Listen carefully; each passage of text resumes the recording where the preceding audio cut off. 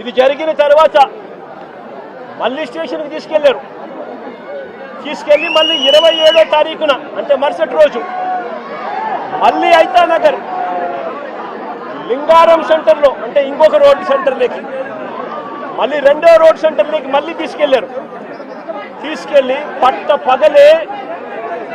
పగలే మళ్ళీ రోడ్డు మీద రెండోసారి కొట్టారు.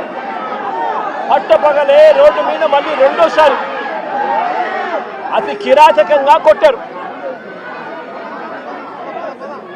కొట్టడమే కాకుండా 3 రోజుల నుంచి వీళ్ళు స్టేషన్లోనే ఉంటారు. వీళ్ళ పోలీసులు అదుపులోనే ఉంటారు. 25వ తారీఖున తీసుకొచ్చారు. 26వ తారీఖున వాళ్ళ దగ్గరే పెట్టుకున్నారు. 26వ తారీఖున రోడ్డు మీద కొట్టారు. రాత్రంతా వాళ్ళ దగ్గరే పెట్టుకున్నారు. 27వ తారీఖున మళ్ళీ ఇంకో రోడ్డు దగ్గరికి తీసుకొచ్చారు. అంటే 3 రోజులు వాళ్ళ అధీనంలోనే ఉన్నారు. ఉన్నప్పుడు వీళ్ళు నడు రోడ్డు మీదకి తీసుకొచ్చి విక్టర్ జోబీలో అంటే జూనియర్ అడ్వకేట్ జోబీలో ఒక కత్తి వీళ్ళే పెట్టి ఇద్దరు విఆర్ఓలను అక్కడికి పిలిచి మారణాయుధం విక్టర్ జోబీలో ఉన్నట్టుగా పంచనామా రాసుకున్నారు.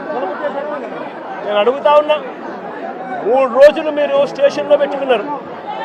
25, 26 మీ దగ్గరే పెట్టుకున్న వ్యక్తిని 27వ తారీఖున రోడ్డు మీదకి మళ్ళీ 2వ సెంటర్ని తీసుకొని వచ్చి అక్కడ విక్టర్ జోబీలో కత్తి ఉంది అని చెప్పి విఆర్ఓలను అక్కడికి పిలిపించి విక్టర్ జోబీలో నుంచి కత్తి తీయించి విక్టర్ దగ్గర మారణాయుధం ఉందని పంచనామా రాయించినారు. మరుసటి రోజు అంటే అక్కడ కూడా కొట్టడం జరిగింది.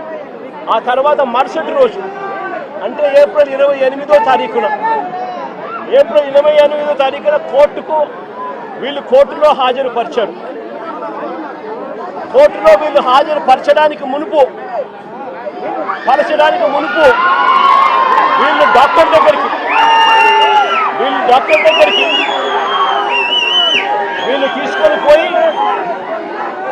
దగ్గరికి తీసుకొని పోయి డాక్టర్ దగ్గర వీళ్ళు ఇంత దారుణంగా దెబ్బలు తగిన వ్యక్తులు ఇంత దారుణంగా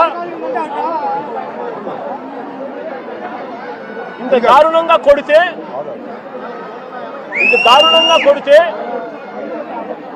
పాదాలు ఇంత దారుణంగా దెబ్బతింటే డాక్టర్ దగ్గర ఎలాంటి దెబ్బలు తగలలేదు అని చెప్పి డాక్టర్ దగ్గర వీళ్ళు సర్టిఫికెట్లు తీసుకుంటారు. తీసుకొని వీళ్ళు 28వ తారీఖున కోర్టులో హాజరుపరుస్తారు. నేను అడుగుతా ఉన్నా, పోలీసులు కొట్టారని గాయాలు ఉన్నాయని జడ్జి గారికి చెప్తే మళ్ళీ ఎస్పీ ఆఫీసుకు తీసుకెళ్లి కరెంటు షాక్ ఇస్తామని చెప్పి కూడా పోలీసులు బెదిరించారు. నేను అడుగుతా ఉన్నా, ఏ సమాజంలో మనం ఉన్నాము అని చెప్పి. ఏప్రిల్ 24వ తారీఖున తనపై హత్యాయత్నం చేశారని కానిస్టేబుల్ మరుసటి రోజు ఉదయం 10 గంటల వరకు ఎందుకు ఆగారు అని అడుగుతా ఉన్నా. వీళ్ళు పోలీసులు చెప్పే మాటలు వాస్తవమే అయితే 24వ తారీఖున ఘటన జరిగితే మరుసటి రోజు 25వ తారీఖున పొద్దున 10 గంటల దాకా తనపై హత్యాయత్నం చేయడానికి ప్రయత్నం జరిగింది అని పోలీస్ కానిస్టేబుల్ ఎందుకు మరుసటి రోజు ఉదయం వరకు ఎందుకు ఆగారు, ఎందుకు చెప్పలేదు అని అడుగుతా ఉన్నా. పైగా ఈ పోలీస్ స్టేషన్ కేవలం కిలోమీటర్ దూరంలో ఈ అంబేద్కర్ విగ్రహానికి ఎక్కడైతే ఘటన జరిగిందో అక్కడికి కేవలం కిలోమీటర్ దూరంలోనే పోలీస్ స్టేషన్ ఉంది. నేను అడుగుతా ఉన్నా, అసలు సివిల్ డ్రెస్లో ఆ ముగ్గురు దగ్గర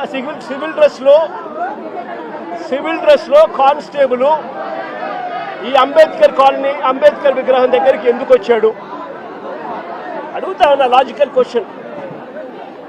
వచ్చిన ఈ కానిస్టేబుల్ ఈ ముగ్గురు పిల్లలతో ఎందుకు గొడవ పడ్డాడు అని అడుగుతా ఉన్నా.